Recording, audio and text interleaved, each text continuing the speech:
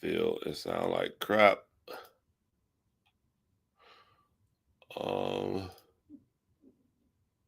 hmm. How do I check it out? Okay, YouTube. Oh man, did I bring tissue? I might have to.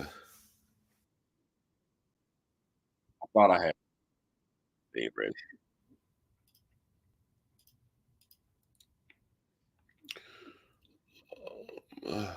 All right. So I might have. I'm gonna need tissue. So at some point, I'm gonna have to stop this.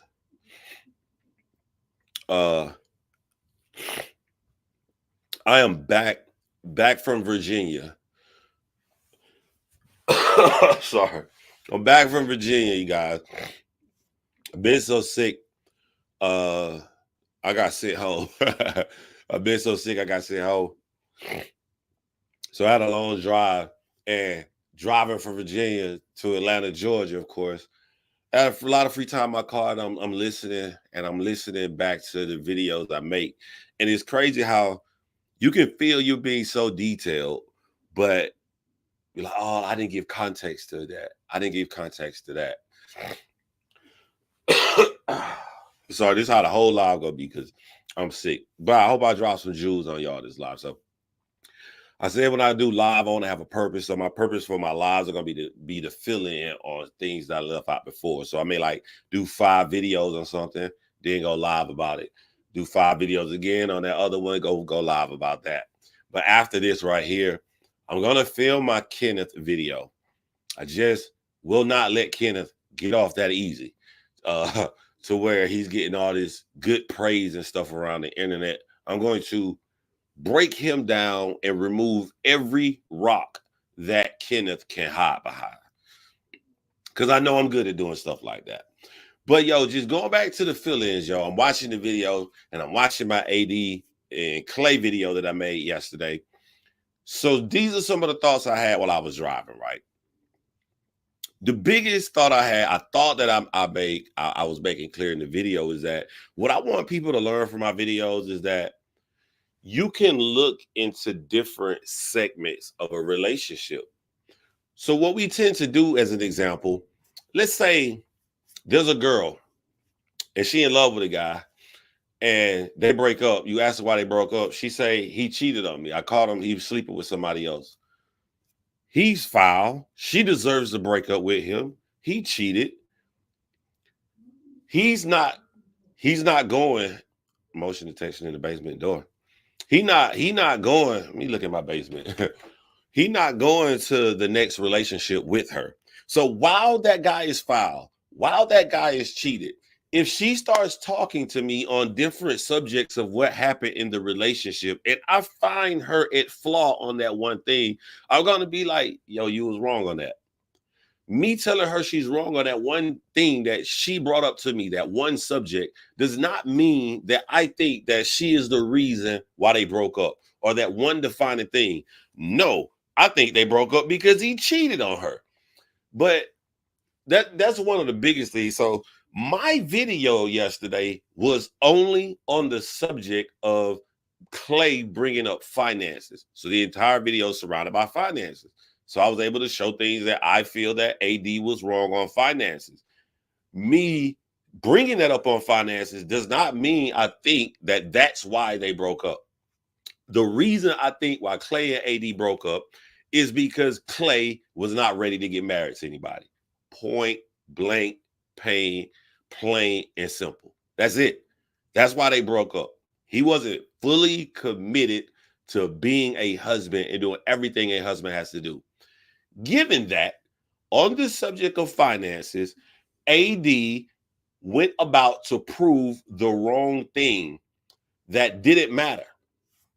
And at this point, I feel kind of bad because y'all know I love my man, Little Black Book 91. Little Black Book, you know, I got nothing but love for you, my brother. Now, I'm going to show you this live. I'm going to show you this exact segment where I point out that you got something wrong in your video on this.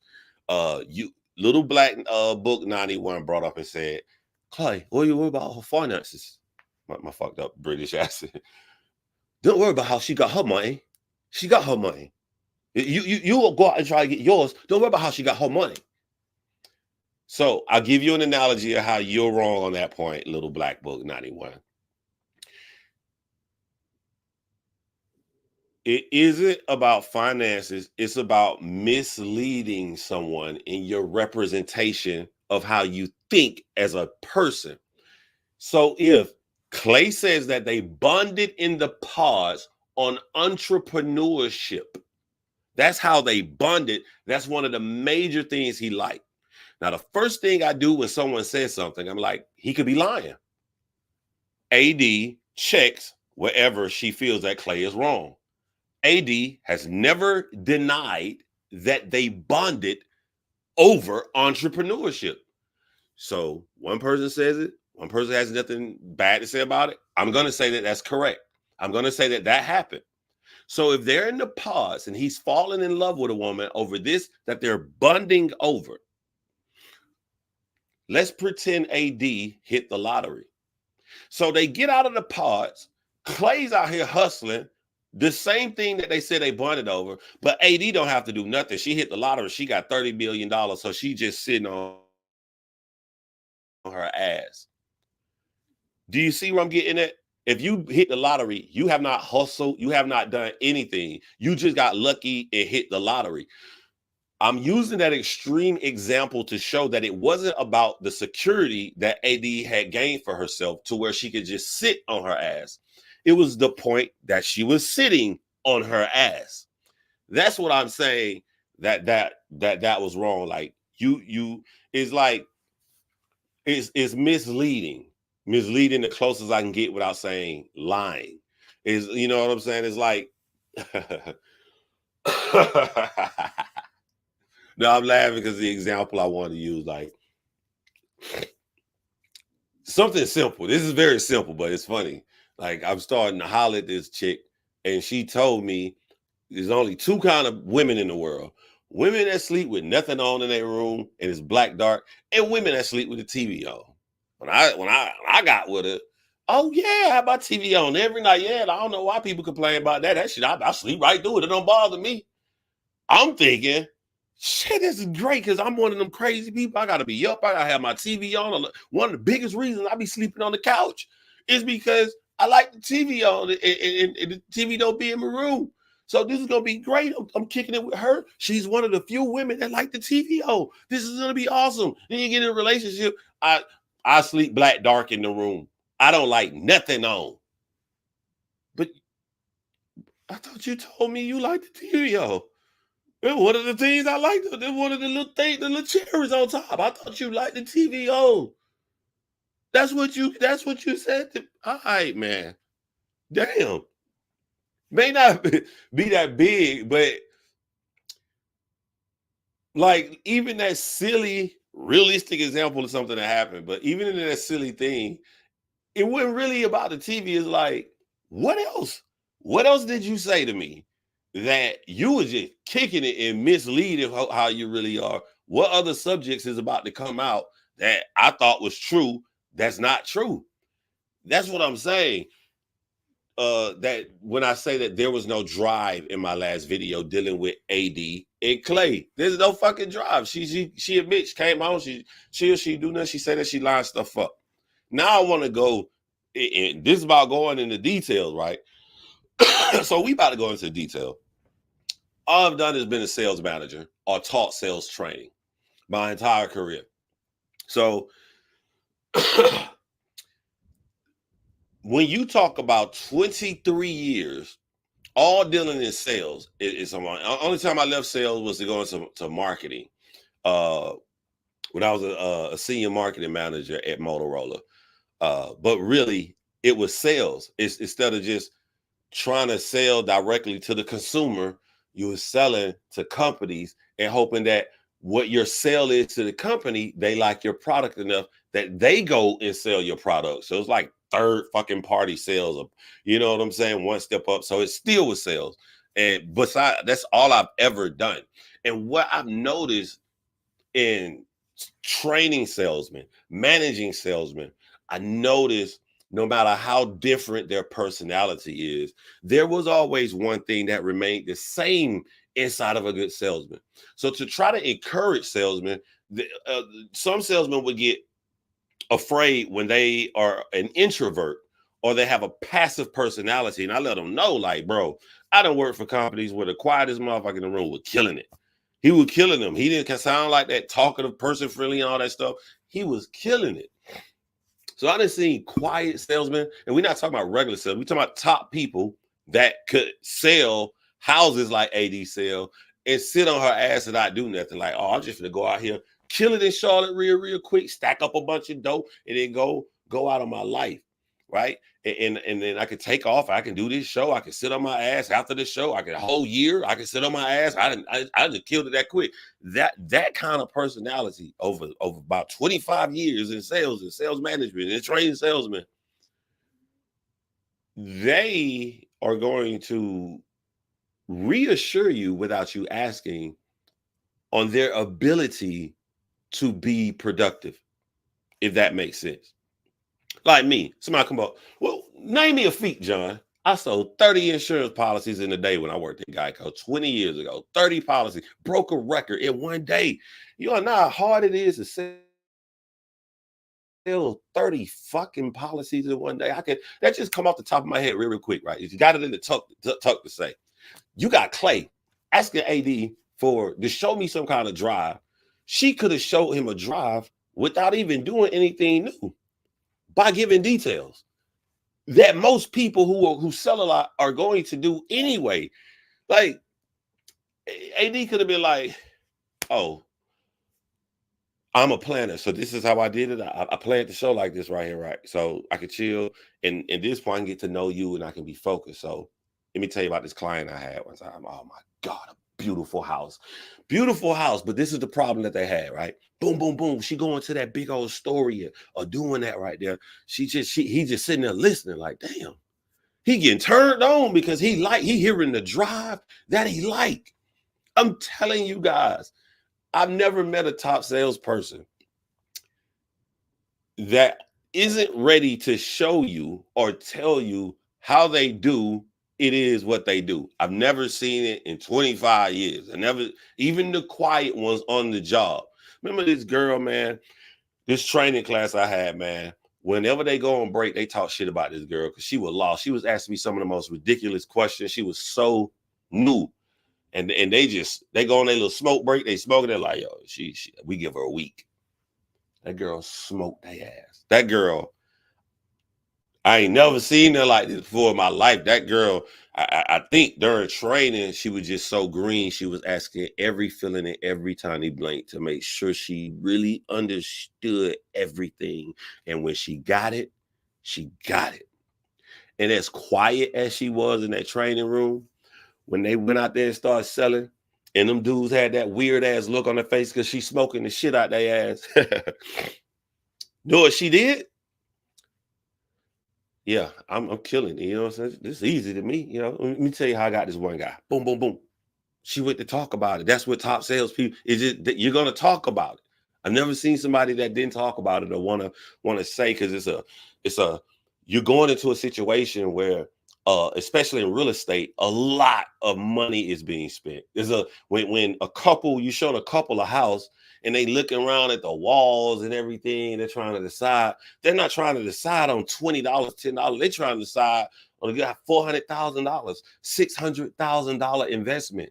So to take someone through that entire journey to a yes, to a committed yes, to a sitting down with lawyer and signing fucking hundreds of pages to establishing and giving them that key, these things would naturally come out.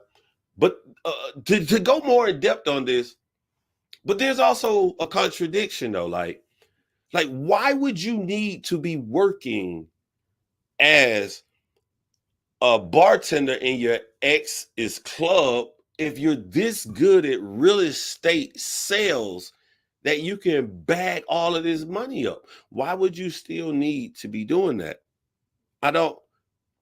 They're not matching, because even if you say, well, that's the hustling spirit. That's how, no, because those nights that you're in there, you're not going to make a lot of money, right? There's one way you can make money, but I'm sure she's going to disagree with that. Remember this one finger, like the peanuts you would be making instead of investing into marketing and setting up that next appointment for real estate. It just doesn't make sense to me.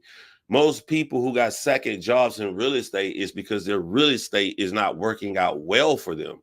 They're not, you don't see the top agents, real estates in Atlanta, Georgia, or nothing bartending. No, they are driving Mercedes Benzes. So you can't, like, which way is it? Like, what was you killing the game so much in real estate that you got all this stuff? You just mysteriously didn't want to say nothing to nobody, even though he asking you for reassurance of it. Or maybe you sold a couple of houses, but the consistency wasn't there, which is pretty much average in real estate. And so you had to bartend. You had to go back. Like, I'm quite sure no one wants to work for their ex-boyfriend. So this is a dire situation, unless that other finger. The other finger, this is what I'm saying. It's not about yes or no or right or wrong. It's about, you're not saying any details, so you leave the door open for insinuation. So if people are insinuating you have a sugar daddy, but you are accustomed to make a lot of money in real estate, that's what you're saying, right?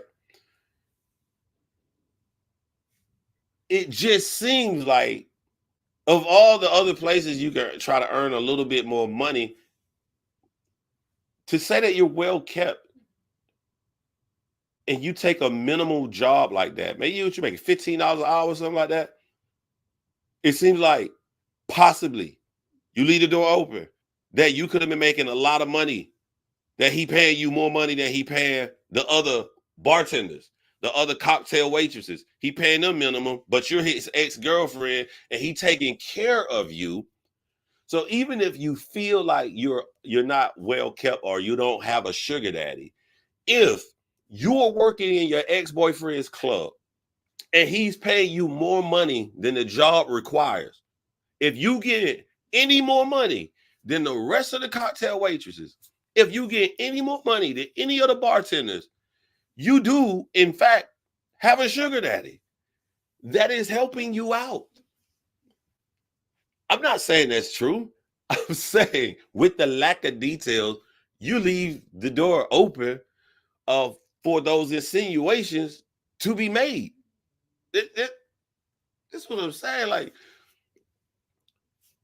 I don't know. I don't know. And then, like, here's something else I noticed driving from Virginia yesterday, right? You know how, like, so I'm doing Love is Blind on the channel. So in my recommended, gonna be a bunch of YouTubers doing Love is Blind video. They pop it up left and right.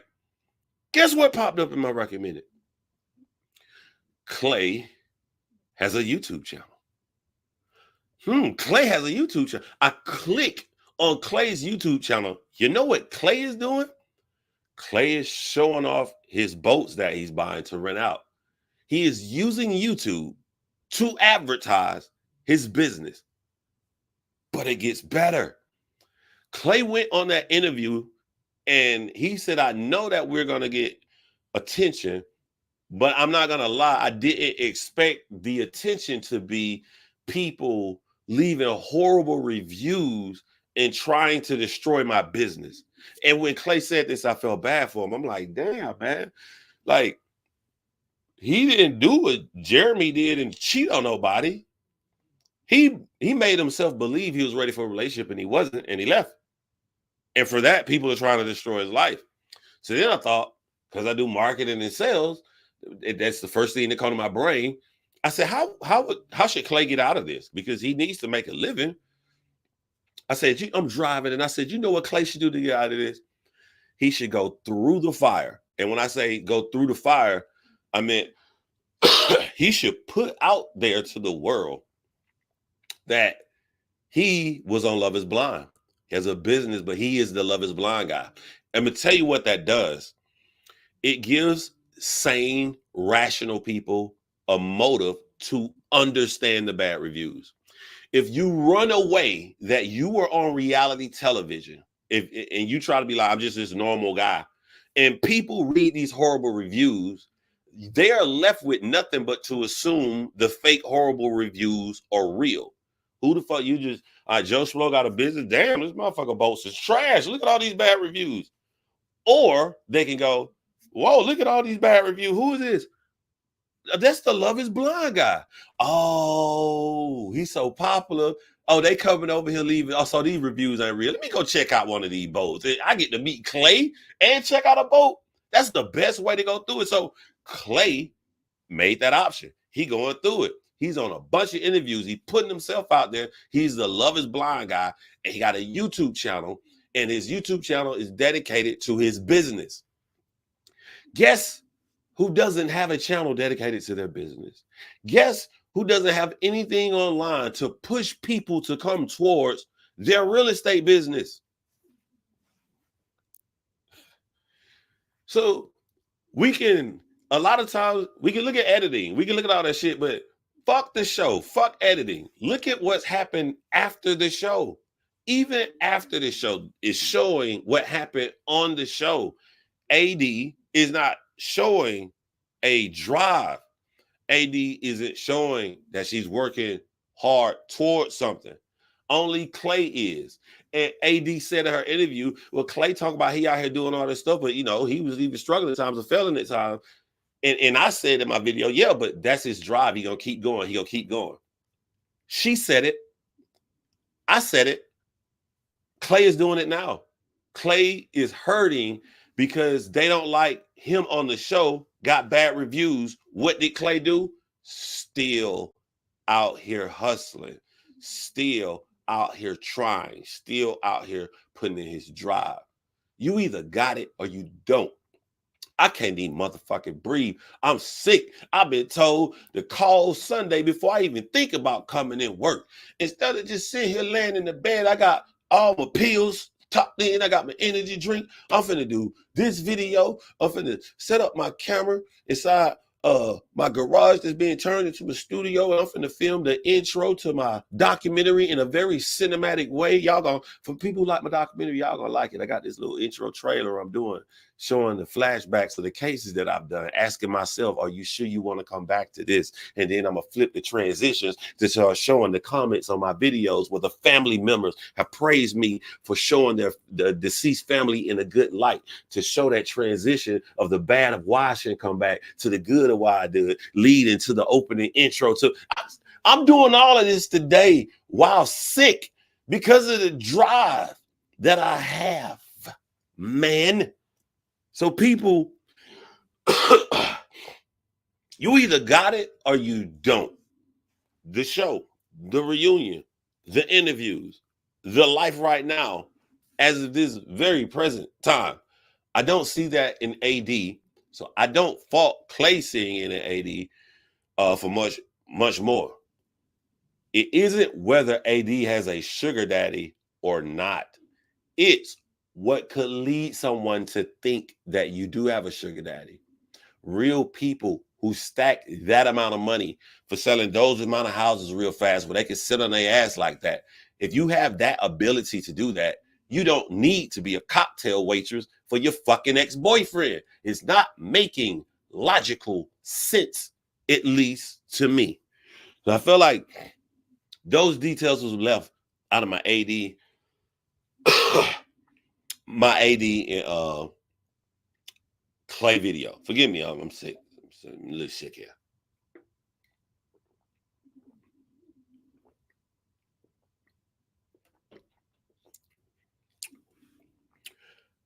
If you follow Love is Blind season 6, Jimmy and Chelsea storyline, I'm stressing to you, you need to go watch Psychology in Seattle, Dr. Honda series he has on Chelsea and Jimmy's third argument. It's some of the most greatest psychological breakdown I've ever had the pleasure of witnessing. And let me tell you how serious this man is, right? He's not just a psychologist. He's a psychologist that trains other psychologists. And he feels like what he's been trying to tell his students who are coming to be psychologists themselves, the situations of this borderline personality, this manic behavior where someone believes things that are not there. He could say it until he's blue in the face, but he never had anything of structure, of evidence to show. Because when you're a psychologist, you're just sitting there listening to people talk. He never had the visual. So this man made a really long video. He goes, after he makes the long video, and sits down and watches it and realizes, I need to chop this shit up into 6 parts. Not only do I need to chop this shit up into 6 parts, I need to go back and film an intro to let people understand how important this is. And I learned a lot. I learned a lot about a couple past relationships I've been in. And it brought me clarity. That, like, bro, you did good getting the fuck up out of there. You ain't gonna change nothing. Probably the most shocking thing he said to me, I think it was on video 5 or video 6. One of the most shocking thing Dr. Hunter said was he treated a patient like Chelsea, and the patient got mad at him.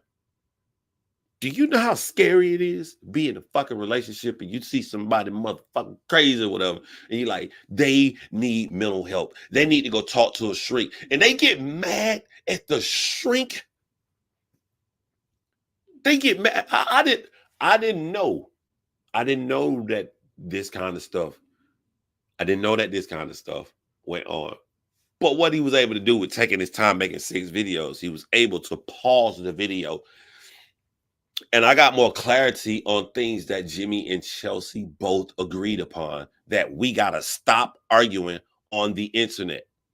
The biggest thing, without a cut edit, that they were right there in the same footage that they agreed upon, you guys are going to be shocked.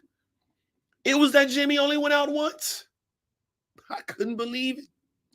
All these fucking videos I made and people trying to argue with me and stuff.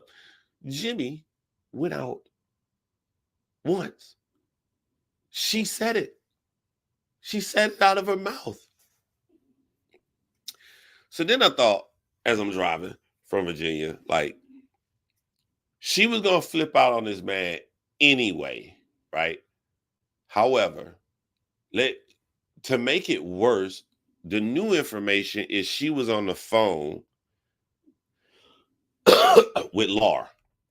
And we know that night, Jeremy snuck away to the girl he didn't choose on the show.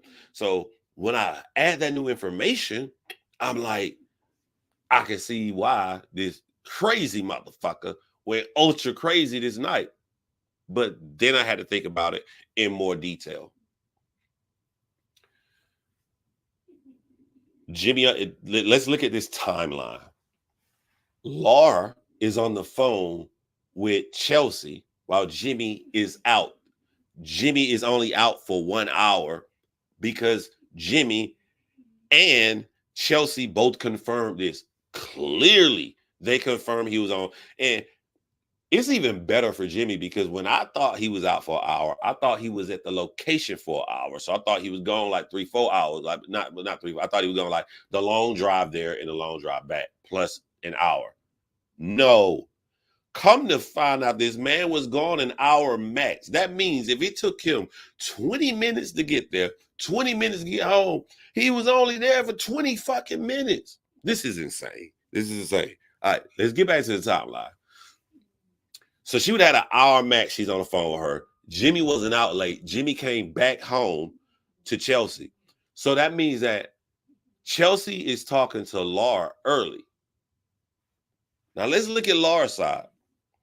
Laura doesn't find out Jeremy is with Sarah Ann until 5-something a.m. How do we know this? Because in interviews, Laura has stated, I went to sleep. It must have been God. It must have been something told me to just wake up at 5:30. I never wake up at 5:30. I just woke up at 5:30. So that means that she woke up at 5:30, pulled out her phone and saw that Jeremy was at Sarah Ann. So that means prior to this magical waking up, Laura had no idea that Jeremy was out that late with Sarah Ann. So we rewinded back to way early in the night when Laura was talking to Chelsea She wasn't on the phone telling Chelsea my evil ass fiance is cheating on me. She would have been having a normal conversation with Chelsea, just saying like, "Oh yeah, Jeremy's out." That's all. That's at that time period when she's talking to Chelsea. She don't know anything bad that Jeremy's doing. So Chelsea is not getting influence from anyone else but Chelsea's brain. One thing I like that I've been preaching, bro. I've been preaching so bad. And you can go back in my videos. I've been saying nothing happened. If you look at the problems in relationship, a lot of times it's your fear of what you think gonna happen, but like nothing has really happened. And you start arguments for no reason. To hear a psychologist say that, to hear a psychologist stop multiple videos he's made and go, guys, and to think nothing happened. All he did was go out for 1 hour. Now we're going to go in further detail because I need to break down. I hate when y'all motherfuckers go in the comment section of videos and put a half a little narrative out there and try to pretend that one little thing was the cause, was the destruction of everything.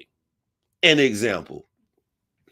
I hate, somebody did this recently on my video. I hate when people leave a comment and say, Jimmy wasn't attracted to her in the first place. Let me have my moment. Don't worry. You know I'm thorough when I explain why I feel the way I feel. Let me just have my moment. I fucking hate when y'all say that shit for so many goddamn reasons.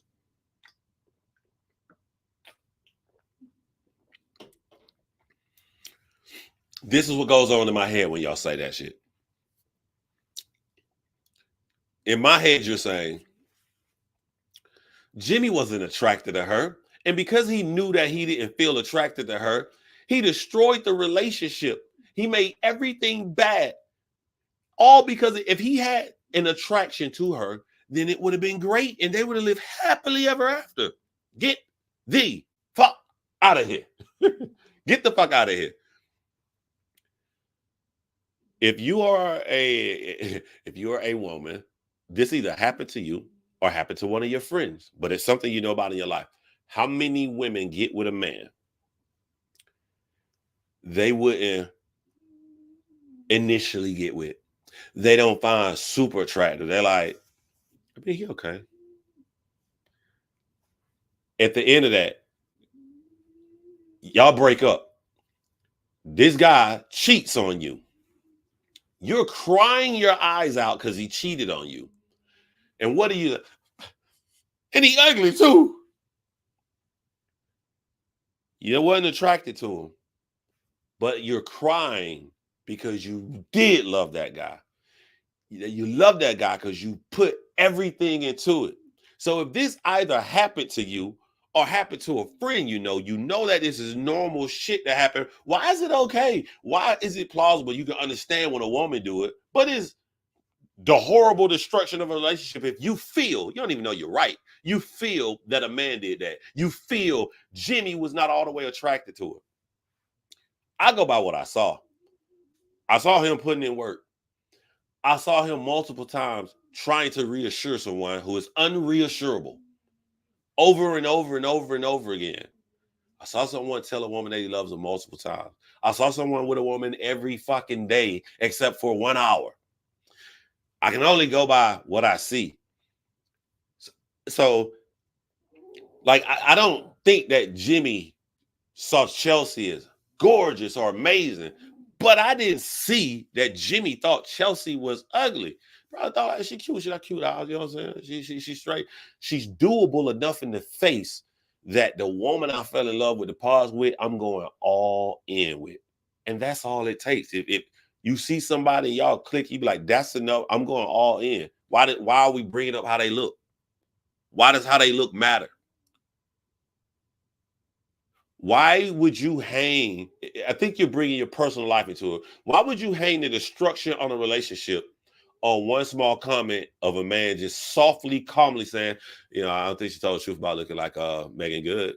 That's all he said in that one comment over the gajillion destructive things this woman said out of her own fucking fears that did not match the reality she was living. Why would you bypass all of that shit to just simply say, he wasn't attracted to her. That's the problem. That's why that shit irked me. It's like somebody breaking in your home and you got them on video and you clearly see who all the guys are. You got clear evidence of who breaking in your home. And you just say, fuck the videotape, fuck the faces on the videotape. My neighbor down the street, he used to rob houses too. And that's not your neighbor. You got evidence. You know who it is. It's right in your face. Why are you purposely bypassing this evidence? We watch these shows, even me, and we watch it from our skewed point of view, from things that has happened to us in our past, in our life, and we start to throw things into generic categories, and it makes us blind to the actual details of the specific situation in our face at times. And I think what's happening online is that, like, a lot of women have been hurt so much by men that they got their laser eye focus and they're looking at any tiny thing that could be wrong. And so it kind of, they put Chelsea on their team because they have a vagina and Chelsea has a vagina. So Chelsea on the team. So when Chelsea does something bad, they're not looking at like, damn, this is mental abuse that she's doing to this dude. They're looking at like, damn, how am I getting around taking up for Chelsea on that? Oh, damn, don't do it again, Chelsea. You're making it hard for me to take up for you. Why you need to take up for Chelsea? Why can't you just see the situation for what it is? This lady needs some fucking help. She needs some help. Bad. So anytime you come on to do something like that, like,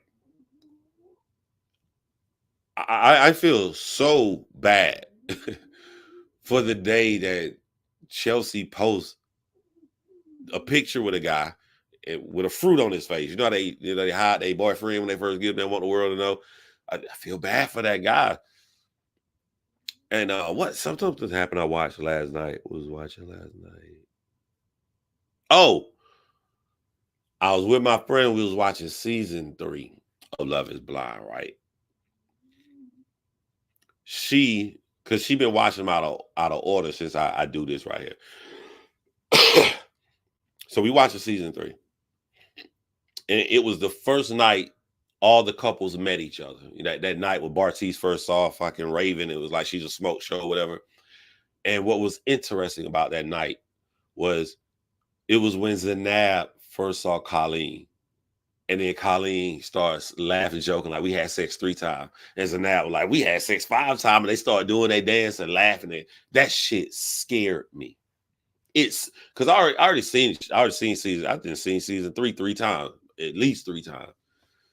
But what scared me is that, like, the 3 women who are severely insecure and would make up shit out their head that's not true and vilify another person is how friendly they come across to other people. So it makes that other person unbelievable or crazy because they're not seeing this.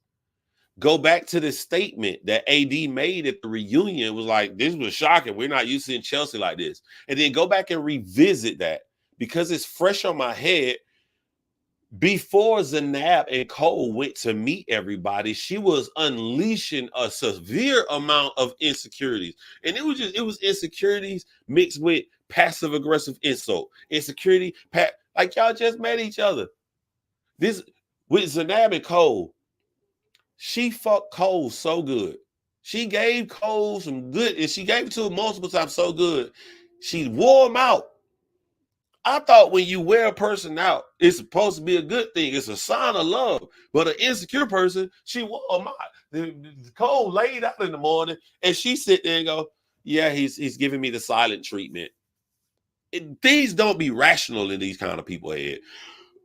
Why would someone give you the silent treatment? Someone who just fell in love, someone who just saw you, someone who just ran silly, pick you up in the air, someone who got on their knees and proposed to you twice in the past 2 days, someone that's in another country with you, someone that's looking in your eye telling you they're in love with you. Why would it be feasible after y'all had this great multiple amount of sex multiple times that they just gonna wake up and say, I feel like giving this bitch the cold shoulder? But the scary part is, with that being recent on my mind, watching that, and then watching her run down, and I pretended I'm Colleen. All right, me and Matt happy because I ain't had no crazy blow up at this point. Me and Matt happy. So now look at Zanab and Cole. Look how happy they are. And just imagine they are not on the island. Imagine Zanab and Cole, Zanab and Colleen are best friends in real life. They're gonna talk every day. So that means every time Zanab goes to her friend, they're consistently seeing this great relationship, this super happy person. While Cole is every day getting beat up and beat up and beat up and beat up and beat up and beat up and beat up. One thing that the psychologist I'm telling you about, Dr. Honda, this man paused the video and he said some real shit. He said some real ass shit. He said he paused it when she was accusing him, and he was like, "Yo, but he's out with 8 of his fraternity guys and their 2 friends." Okay, she comes to Jimmy, and she says to Jimmy, like, "I know you was out with Jess," but she doesn't sound too confident in it. Okay, could you guys see how like let's do a situation where he pretends like uh, this goes on and on and on. And then one day, years down the line, he opens up to one of his close friends who he never even looked at that way. And they tell him, dude, you're being mentally abused because that's all the destruction that he has in his life that he has to go to. They get close, they start talking. You can see a future where he's going to leave or he could cheat from all that abuse. See, I'm not saying that that's right. I'm saying that you could see how it could occur that way. The way these people portray themselves to their friends. Think about the person that they're doing this to. They're sitting back, they're taking this abuse, and a narrative is being completely built different. So not only are they being abused mentally, by the time they're ready to come out to say the events that happen, that at this point has exacerbated so wildly insane, a narrative has already been set to not believe them. You've been abused, and now you're gonna be a fucking liar out here. It's a difficult thing when you go through that, when you go through something like that in real life. Is and it makes you feel like all you had to do was just put that same amount of energy into trusting me. I was about to pause because I was about to say loving me, but I do think the person with borderline personality disorder and severely insecure, I do think that they love. I think Chelsea loves the shit out of Jimmy. I think Zanab loved Cole. I think Danielle, I forget his name, loved her husband from season 2. It wasn't the love that was the issue, it was the trust. But their mistake, all the men in that, and my mistake when I was in a relationship like that was that we think that there is some rational way you can fix it. We think that there are words and actions we can do. And there is no words. There is no action. You can reassure this kind of person today to you blue in the fucking face. You can write down and do everything they say to a T. They will always find something else because they're trying to recreate the trauma that happened to them in the past because that's what they're used to. You'll never be able to beat it. You're not going to be able to get them to trust you. You're gonna go through this abuse forever unless the issue is fixed, and the issue has to be fixed from an outside source. A professional has to fix that issue. So yeah, I let me do something right quick. Let me do something because I don't want to revisit this no more again. I don't want to revisit this no more again. So eyes, let me go down my little videos real quick.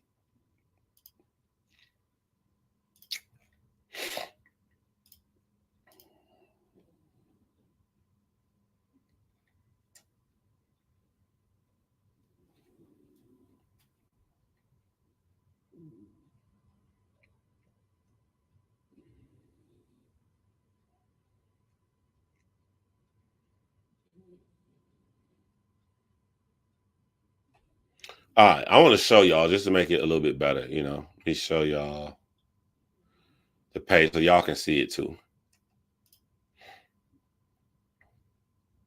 I work too hard to be balling on a budget. Me and my people do it good out in public. I'm singing Big Sean because Big Sean did the Tiny Desk concert thing and killed it, man. I'm gonna put this drink, but Justin Timberlake took it for year 2024. Justin Timberlake obliterated Tiny Desk, man. All right, y'all can see this right here.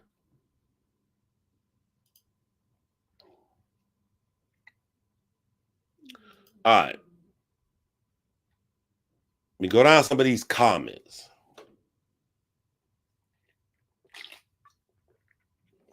Shout out to Jackie B. Jackie B says, Jimmy has his issues.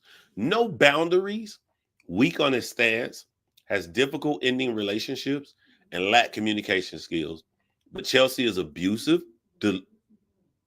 delusional, a liar, vindictive, as well as a forever victim. Shout out to Jackie B for that comment. Y'all, let me check out this basement door. That fucking make sure ain't nobody. I think that's the dogs though.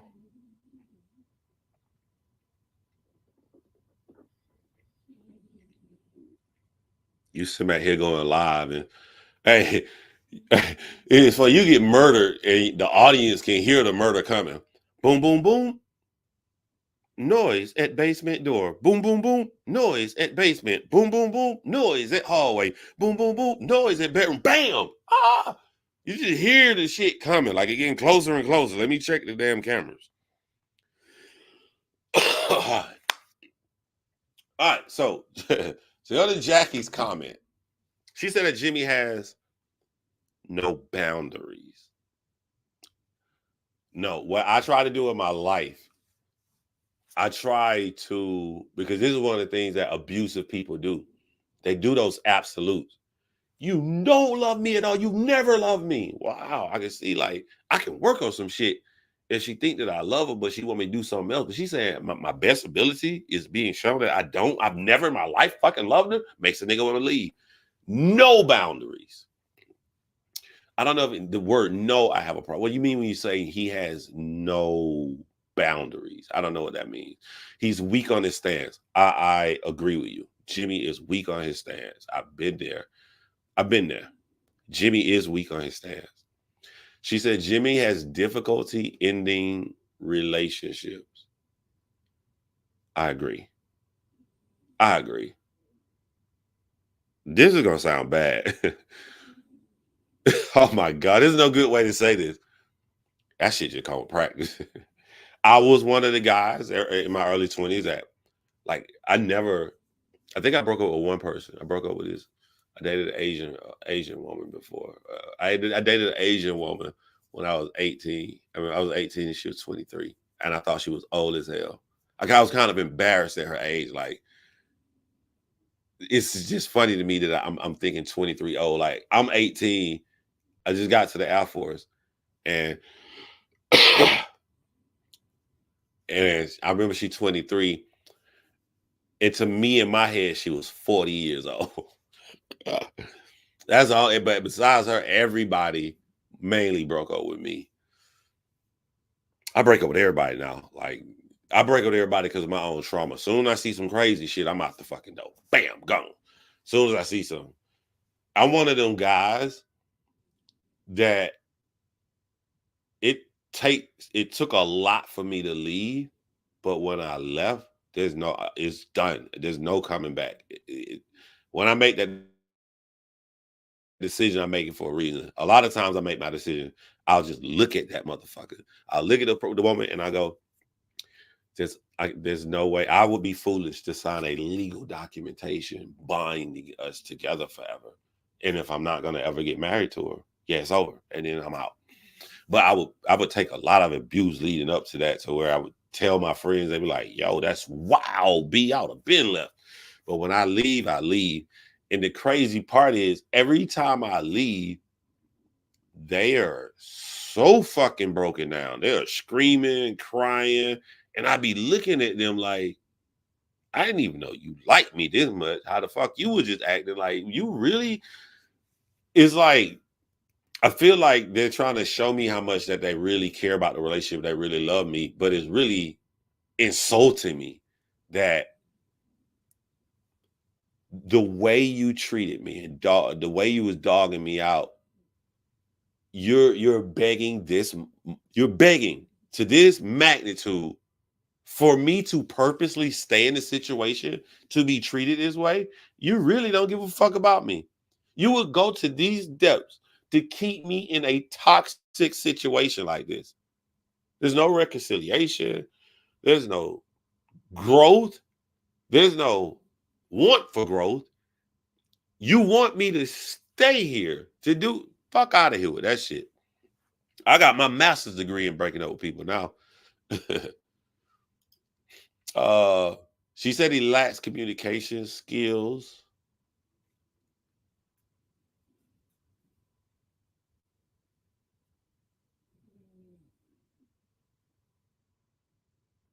Yeah, I would say this communication skills are lacking. Jimmy talks vanilla. He talks like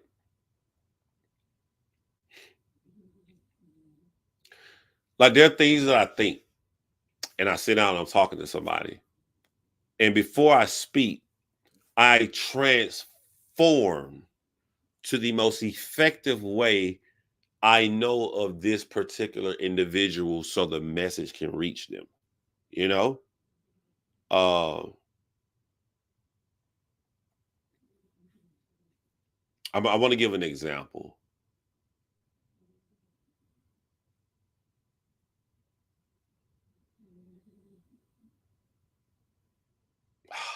That's too detailed. Uh, they watch this channel. They be like, "Hey, if I watch the channel, they watch the channel. They gonna know you said that shit." Bro. Hello.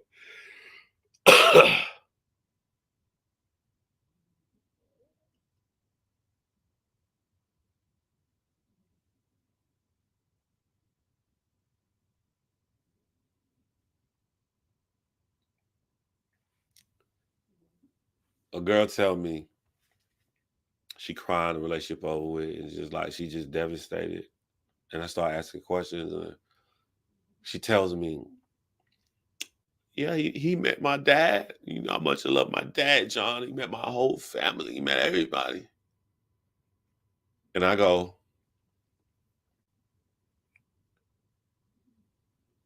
"I think it's cool that y'all made it to that level. I can understand like you heartbroken. I feel so bad now. Like, how was it when you how was it when you met his family? How was it when you met his family?" I'm talking in a natural tone to assume to put it out there as an assumptive statement to make it sound more conversational instead of what my true intent is. My true intent is to see was you giving all of this shit and that nigga not giving you nothing. You know what I'm saying? Sure, no. I didn't meet his family. Ah, bingo. I got what I wanted without hurting her feelings because I catered it to the way that I know how she is. Hey, I don't think that Jimmy has those like nuances to cater stuff. It's just, he more robotic. Like, "Yeah, I do love you, Chelsea. I do. I do. I gave you a kiss." Like he don't have that individual touch. So I would say that those are lacking communication skills. You know, uh, you said Chelsea is abusive. She literally is abusive, delusional. Yes, physically she's a liar. But I would like to go into detail about that. Physically, she's a liar. That means she said something that's not true. The problem with her appearing to have mental disorders is that I don't think that she thinks she lies. Like in her brain, she has not lied about a single thing, and she's not lying to herself. She genuinely believed these things. So I believe that. I'm glad that you called out that Chelsea is vindictive because all these people trying to take up for her, I think that they're bypassing that she does vindictive things. Every argument, she has done vindictive things. And I gave her a pass the first time, but watching on Dr. Hunter's page when he broke it down, I think that she blurted that out with malicious intent after watching it again. It wasn't that I didn't know the cameras were out. I think she did, and then it wasn't that she did it. She did it and she paused, and then she did it again, more clear. I think that was done intentionally because these kind of people feel like I'm going all in because you don't care about me. And you don't care about me, I'm not going to care about you. They go into that war mode and you sitting there and you're not in any kind of war mode. Where were you last season when everybody thought Cole was the villain? I would appreciate your take on how Zanab managed to look like the victim and have everybody sympathize with her despite how she ridiculed Cole. Zanab really scares me. And when I was watching this last night, I told people Zanab is the scariest person out of all 6 seasons of Love is Blind because the craziest people, and I mean in a delusional way, would have been Danielle season 2, Zanab season 3, and Chelsea season 6. Look at Chelsea and Jimmy now. Out of all that crazy shit they went through, she cool. They cool now. And I think they're cool because the possibility of pain is removed. That's why Chelsea is so cool with all her girlfriends. They can't provide that pain to her for her to act that way towards them. Now that Jimmy is in a friend mode, Jimmy can't provide that pain. So even when they were going against each other on Nick Vial's show, you saw them joking around and she rolling her eyes and doing the silly faces. They are cool. Danielle, or whatever, forget her name, season 2, she married Nick. They had a horrible relationship. She was seeing shit that wasn't there the same as Chelsea. They got a fucking divorce. They are cool. They are working together to sue Netflix. They are cool. Zanab, to this very day, is believing a distorted reality and continues to spread this distorted reality about someone. This, she knows, could destroy their fucking life. That scares me. That scares me that people could have that inside of them, that you go to them for love and you leave there with someone that continues to try to do this, all based on a reality that never existed. So to me, Zanab is the worst woman that has ever been on all 6 seasons of Love is Blind.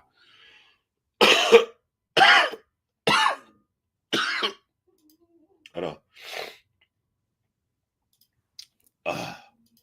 Uh,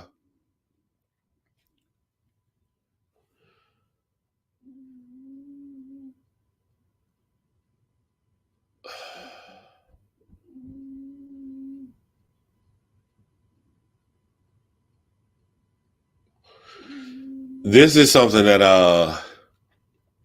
was interesting, that we talked about having friends of the opposite sex. And I got comments to where people are saying that that's bad.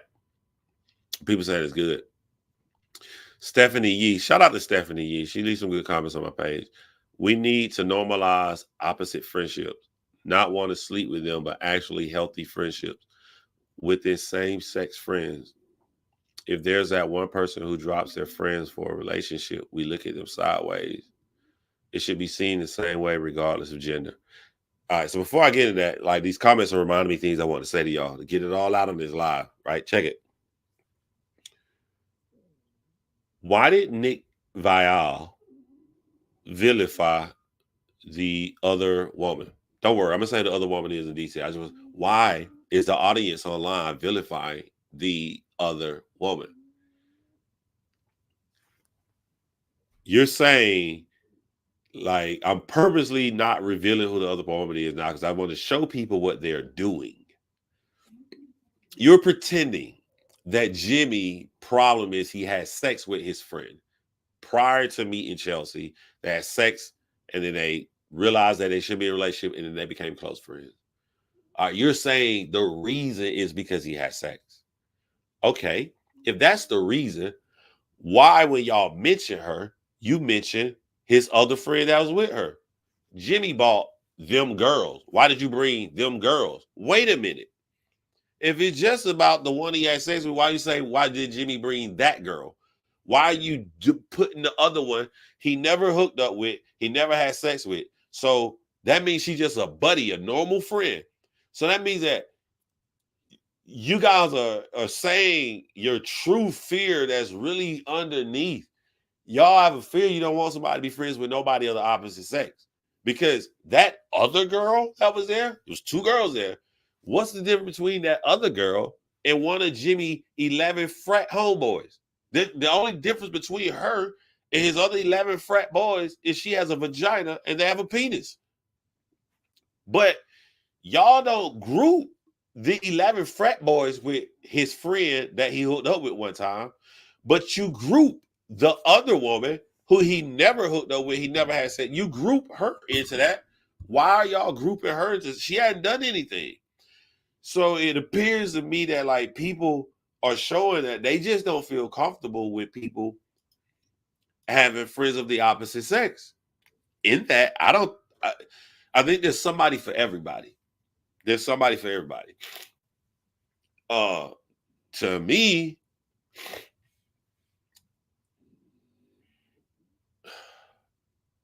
there was one I couldn't deal with. I personally couldn't deal with the shit. I dated somebody. She said she got a guy that's a friend.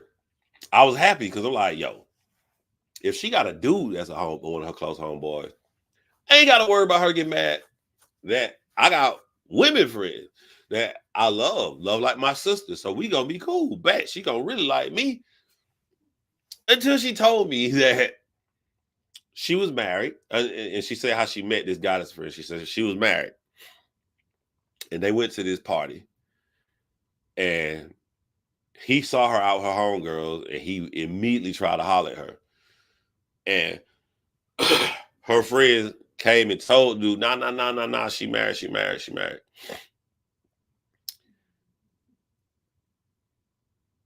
I'm trying to think of how he got her phone number. Okay. So she said that from the business that she do, he asked that night for her phone number. So when she told me, I said, did you ask your husband? And she was like, yeah, I told my husband. I said, what did you say to him? You know, like I'm trying to see, did you tell your husband he tried to holler? Because I'm gonna be honest, I don't give a fuck how nobody feel. Let me make my face big for this one. I don't give a fuck how nobody feel. You got to be honest with yourself first, whether you got flaws or not. If I'm with somebody and we dating, you're not making no friends with a man who walked up to try to talk to you. And when I say talk, I'm talking about black people talk. We old school, like talking means he's sexually interested in you. He wants to be more than friends with you. That's what I mean when we say talk. I'm not just saying he could just have a casual conversation. I'm saying he's trying to holler. He trying to get that phone number. He trying to take you on a date. You're not going to turn a date to be like, oh, I got a boyfriend, but here's my phone number anyway. Fuck out of here with that shit. And we can just not date. And then we both could be happy because you can find somebody that can be cool with that. And I can find somebody who think that shit is fucking foul. And then we both could be happy. You know, it's nothing personal. I don't want to date nobody like that. So she told me that I don't remember, because I want to be honest. I don't remember if she said that he tried to holler at her. I do remember that she said she told her husband. So she said her and her husband got divorced. And right when they got divorced, he went. She said they stayed cool. She talked to him all the time while she's married to her husband. And soon, no, not when they got divorced. Not when it's like legally signed, but like, yo, we not together no more. We separated. We going through a divorce proceeding. I move, you move. Buddy went in, they fucked a bunch of times. They did a lot of sexual experiments. They had they went into the freaky sexual world together. And then now, after they went to the freaky world together,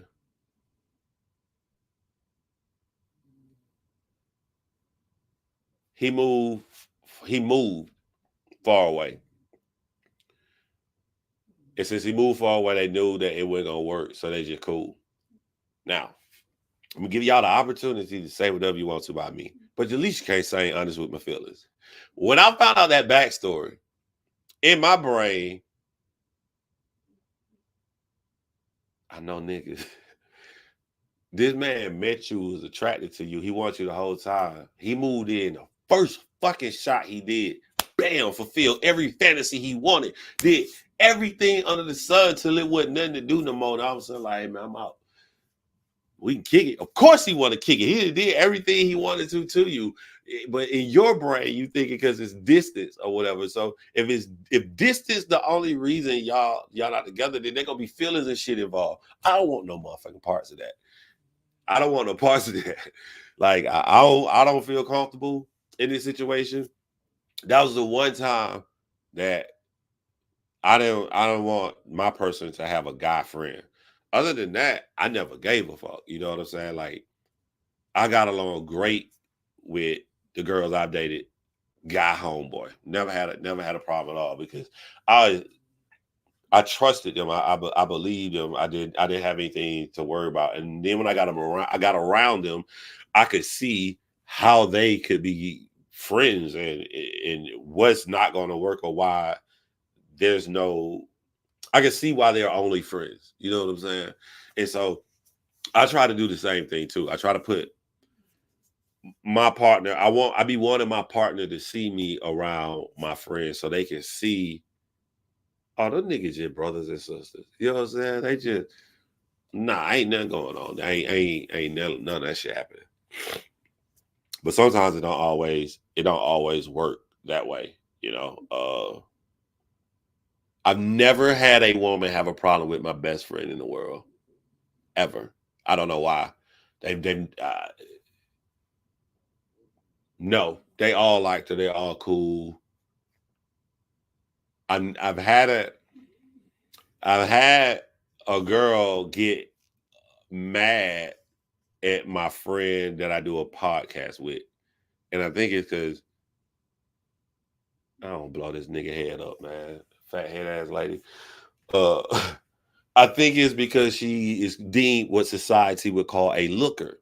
But I thought like not only is she happily married, but her husband likes me. Like I got like he cool. Like I had some hard times in my fucking life, really hard mental times where her husband hit me up and helped me out and told me some shit. So like I'm cool with her and her husband.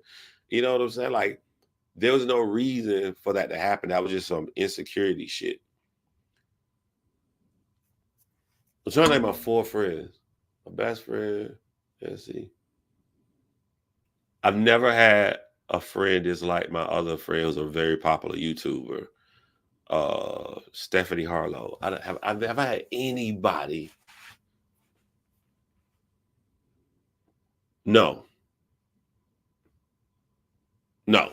I haven't had one single person. There's only one person. A lot of people I date have a problem with, and I know why. And it's because all 3 of the friends I just named don't live in Georgia. They all live in different states. The final 4th one, who's a problem, live right here in Atlanta, Georgia. I can call her right now. We can go hang out or whatever. And I think that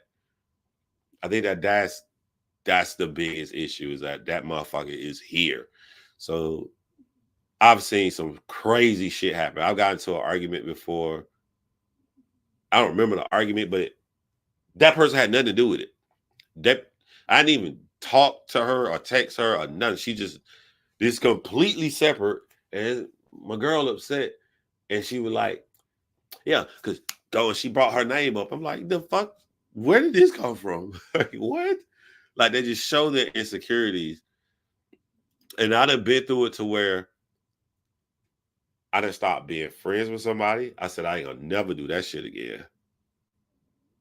But I try to learn and do everything possible to reassure this this person or people that I date. Like, I don't. Let me tell you what the world is coming to. Right, this is what the world is coming to. Relationships has been more fickle than anything. You can put your 110% all everything you learned in life into it. And like even back in the day, failed relationship, you've been in a relationship 5, 6 years, like everybody know you with that person. That shit is rare now. You know, you be in a relationship by 3 months, 4 months, fucking 6 months. They be intense and short. So the only consistency you have, it be with your friends. And I think that there are more guy girl friendships now, more than it's ever been, is because that's when you talk. I can't call my dudes while I'm single and I live alone. I can't call my homeboys and be on the phone for 3 hours and shit. I can't. So I'm single. I don't have custody. I don't have my kids, so it's not daddy weekend. I'm single. I'm by myself. I'm just chilling and shit, right? And it's just quiet around. You hit your boy up, it's got to be a reason. You hit your boy up. Yeah, you saw the game? Yeah, I saw the game. Yeah. Curry was mad about that Draymond ejection, right? Yeah, nigga, what? Nah, that was it. How the family doing? Nigga, you all right? You cool? Guys don't be talking like that. But when you have a girl that's a friend, it be random shit. You get on FaceTime and they in the kitchen, they cooking, come up and say, I'm about to cook this shit. My girl, you finna burn the house down. You just having regular fun, regular conversation. You're communicating. You're being a social animal. Especially when you get older. You don't want to go out to the clubs and all that shit. You just let me hit up my homie. And then we can't go hang out. Or I can't go over there. They can't come over here. We can talk on FaceTime. You're just being social. You're communicating with somebody. That don't mean that you want to have sex with them. You want to sleep with them. You want to secretly date them and marry them. You're just being fucking social. And with the amount of failed relationships now, I think that's why there's such an increase in male lady. It's fucked up. We live in a society that, like, I feel like I'm gonna hurt somebody's feelings if I say male, female. I didn't. Somebody remind me why female is turning into a derogatory term. I don't understand that shit. Why can I say male but I can't say female?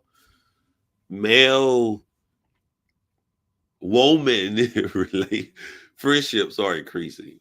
Fuck, this is crazy, man.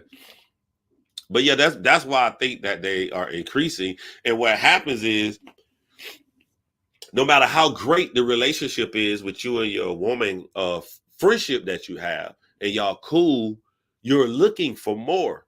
You're seeking a real relationship. So you go out into the world, and when you start talking, you start dating somebody, it is way more than the friendship you have with the girl. But then it ends, and another one ends. So the only security that you have, your biggest security, which used to be relationships back in the day, your partner, the security is in the friendship. That's the one thing that stays consistent. That's what I think is saying, and an issue that people aren't ready to deal with in the world that we live in. Let me go ahead. I want to check a different video on comments. The latest one. That's not the latest one, but yeah, that one I made in the hotel.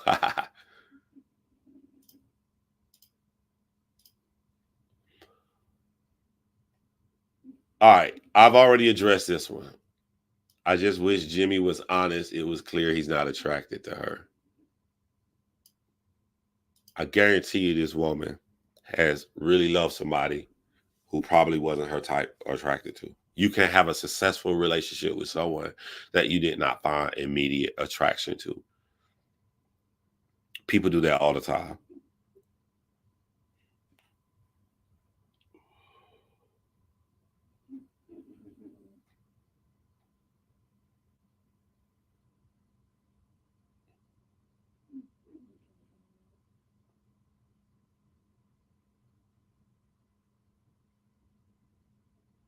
Oh, here's something I like to go over. I said that no castmate has came out to defend Chelsea, right? And then this is what this person replied with: respectfully disputing the claim you made here that no other castmate said in their own interviews that Jimmy goes out a lot. Jessica stated that Jimmy went out a lot during the Charlotte portion of the engagement in her Nick Viall-Files interview. That would be great to go over right there, right? Check this. This is what we know. We know that Jimmy left Jess, didn't want to be with her, and focused his attention on Chelsea. I'm saying out of the two women, right? So Jimmy knew to stay away from Jess. The only contact they had was, I think he looked at her Instagram like a friend, and then she unsent it. So there's no words, there's no talking, there's no seeing. How do we know there's no seeing? Because Chelsea, in her argument with Jimmy, they agreed. Like, I haven't never seen Jess. I only saw one picture of her. So he has never been around her. This is some deep shit we about to discuss right here, right? Because people don't want to look into details. So let's recap that. Jess never saw Jimmy until they met on that fucking porch. That's our first time seeing him. She has agreed to that. Jimmy has. And Chelsea has. All three. So this is indisputable. So why would she say he goes out a lot? I have an idea. Out of all 6 seasons of Love is Blind, the most naturally media trained people, most naturally media trained, has been Jess and Clay. The way Clay bounces around questions like a politician, it's not like I haven't seen it before. I haven't seen it from someone new with no training before. The man talks like he's been out here. But his rival is Jess. Jess is so astute. It just really understands social media. She understands that it's important how she comes across to people. So here's my theory. So during this year, Jess watching them seasons back, and Jess is going, there's a possibility I could be that other girl in America can hate me. Fuck. Let me reach out to Chelsea. She wasn't friends with Chelsea during the filming of the show. They admitted it. They said it. So she's telling us Jimmy went out. She has no contact with Jimmy. She hasn't seen Jimmy. She is not talking to Chelsea during the filming of the show. So at some point, her media trained ass reached out to Chelsea either while this aired or before this aired. It could possibly be when the season started, out of a fear of how she'd be looked at on social media. So she reaches out to Chelsea. What have we discussed in this live, in all of our videos, when people are like this? They are very convincing. They are very convincing when they talk to other people because those other people can't harm them. They seem like confident, sane people. Both of them are getting something out of this. Just getting out of this. Oh, Lord, when we go to the reunion, boy, how they going to say I'm bad? I'm me and Chelsea kicking it. We best friends. This Chelsea my boo-boo. I'm going to get that good clout. And what Chelsea getting out of this? How they going to say I'm jealous of Jess? They can't build that storyline because me and Jess are buddies. We're boo-boo. We cool. We get pointed at Jimmy. So if Chelsea is talking to Jess, either before the show airs or even while the show is airing, they're becoming little best little boo-boos. What do you think Chelsea is telling Jess? The same lies that we saw. The same lie. Yeah. because Jimmy was going out all the time, and Jess is sitting there trying to be the shoulder to lean on so she can get close to Chelsea so she can look good when the show airs. Oh, Jimmy was doing Jimmy. Oh, Lord. I mean, I'm glad that I didn't get with him, but I feel bad that you got with him, Chelsea. I feel, but don't worry, girl, I'm with you. We're gonna have each other's back. Goes into an interview that we know, because all three have admitted she hasn't seen fucking Jimmy at all. It says confidently that he goes out partying and that she knows this. What Jess wasn't prepared for, Jess wasn't prepared for how insane Chelsea would look. Because maybe Jess did believe what Chelsea was telling her. Maybe she believed that stuff. So she wasn't prepared. So, in my opinion, Jess saw the show. And when she saw the show, she probably was at home. God damn, this bitch crazy. This bitch that took little Jimmy through hell. Woo! Oh, Jimmy, that's your karma for not choosing me. That's your karma. But guess what I'm going to do, Jimmy? Even though I see you taking hell and this lady here kind of crazy, I got to look out for motherfucking Jess. You ain't choose me anyway, motherfucker. So I'm going to be on her side so they can't be like I'm the jealous motherfucker on the side who didn't get chosen. And I'm going to go on interviews and we going to make you look bad. Hell, they can't say I'm lying. This is what Chelsea told me. That's what I think happened. So, unless someone can show me how would Jess know that Jimmy went out if she never saw him? She never saw him. All three agreed. They never saw each other. They never bumped into each other. So how would you know this? No one on the cast saw Jimmy out. I'm going to put this right here. I always said if I made another Chelsea Jimmy video, the one thing I would have really brought it home, I don't think people believe. I know a lot of you guys saw Joaquin Phoenix's Joker movie where he won the Academy Award, right? Man, I probably cut this segment out right here, just throw it up as a quick little video. I want y'all to think of Joaquin Phoenix in the film Joker that came out. The whole movie was about the Joker. No Batman. Do y'all remember that part where he became friends with his neighbor and her son, and she supported him? He got on stage, and through her confidence, they developed their relationship. And through her support for him, he got better at comedy and started getting laughs. We fell, and because he had such a horrible life, we was happy that someone saw through his weirdness, his quirkiness, and gave him a chance. All he needed was a chance. And then the rug was pulled under us when we realized we were being told a story from someone who's suffering from mental disorders, because none of that happened. None of that was real. All of that was in his fucking head. It was all fiction. She never met him. He never went down the hall and made friendships with her. We were told a story from a person's brain with mental disorders. So if Jess saw nothing and she wasn't there to see Jimmy out, if none of the girls on the cast saw Jimmy out, the only thing they were being told was this from Chelsea, then it is the same as the movie The Joker.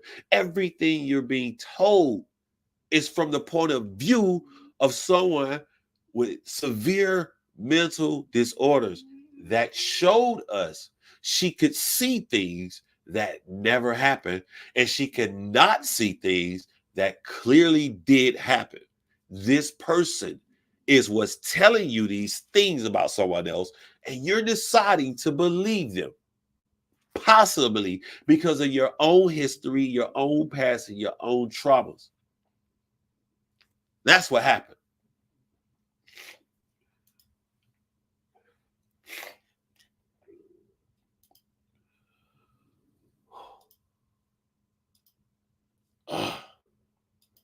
All right. I'm gonna end this right here. I'm done on those videos. I gotta put out my Kenneth video. Got a lot of recording to do today. I'm sick as shit. All right.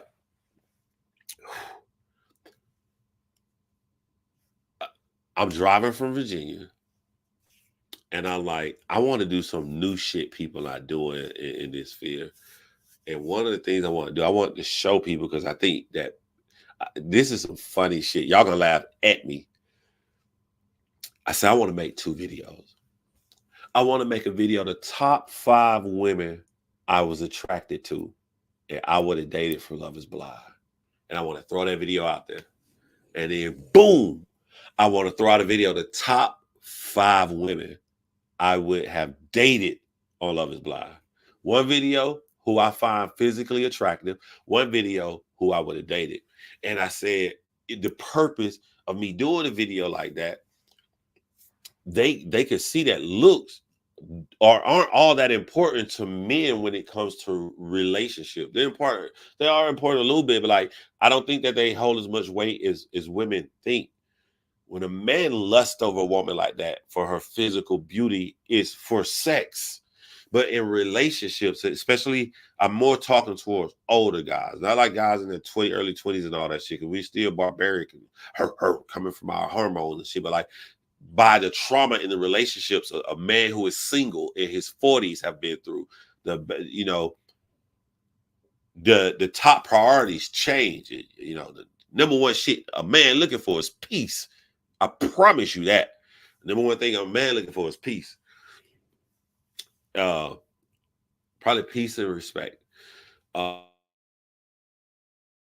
So I felt like if I put out these 2 videos, it would help people see the narrative of what I'm trying to say. And so I'm riding and I'm thinking clear. I love when I drive because I get to think about everything in such details. And I'm driving, I'm thinking, all right, let me go ahead and get my list together. Let me go through every season to get my list together so I can put out these 2 videos.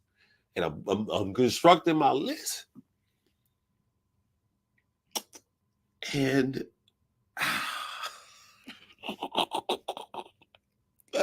this is not fair. Look, I promise this is a coincidence. It's just a coincidence that the number one person I would date on this show is probably the number 1 and the number 2 person I'm attracted to on the show. That's a coincidence. Don't pay attention to that. Pay attention to the other 2 through 4s. Like they completely different to show y'all that looks don't matter. Don't pay attention to the person with best looks. One is just a coincidence. and where I hope y'all see my honesty, because my honesty was if I put out this video, you know what I'm saying? My number 1 is not going to be the person I'm most attracted to. So I'm going to show the world, give tangible evidence how men are. That's what I want to put out. And in my honesty to you all, I'm telling you now, that ain't what the fuck happened. It didn't end up that way. Yeah, so I don't know if I should put out that video now. But the documentary and style video I am going to put out is where do I think Love Is Blind went wrong? There's a fundamental relationship that I think changed Love Is Blind forever. I'll tell you, the relationship is I forget the Hispanic woman name, Jared Ayana, and Hispanic woman. But the way I'm going to go in so detail is not going to hurt y'all that I'm telling y'all this now. The way I'm going to go so in depth. But that relationship changed Love Is Blind forever. That allowed people, but prior to Jared, Ayana, and I forget her fucking name, Hispanic lady, who beautiful but got a big ass face. I used to look at her like, damn, she like a Hispanic young woman, OJ Simpson. But prior to that coming out in that way, I just feel like you would have had a brain and a mindset to go onto a show and find one person. And that sometimes it'd be the small little pinpoint openings because it's a small prick, but it opens up really big. And later on, you got a lot of damage that's coming in. That was the tiny prick that opened the idea. Wait a minute. I don't have to stop trying to holler. I can still keep going after the pause, even though I chose somebody. And that's what did it for Love is Blind. Jared, Ayana, and Hispanic lady OJ Simpson had. That's what did it. I'm going to prove it through great detail in previous seasons. After that, I'm going to show y'all. I'm going to do that video and put that video out there. But y'all let me know if y'all still want me to put my top 5 who was I most attracted to, and then who I would have dated or Love is Blind. I think you probably get it wrong who you thinking it is. But besides that, I'm gonna end the live. Y'all hold it down. Check y'all out later, man.